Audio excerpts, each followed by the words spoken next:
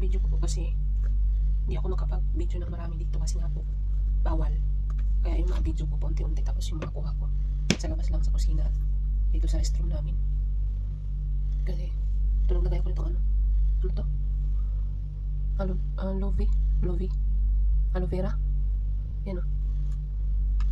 Para gumanda-ganda din tayo. Hindi ako makapag-content ng marami. Unti-unti lang kasi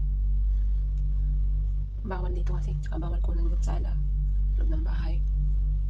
Sa labas lang at kusina yung ano ko. Sa school. Ganun lang. Kaya yung mga kuha ko paano lang yan.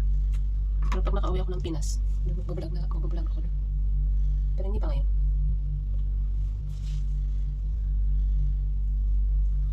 Ayan.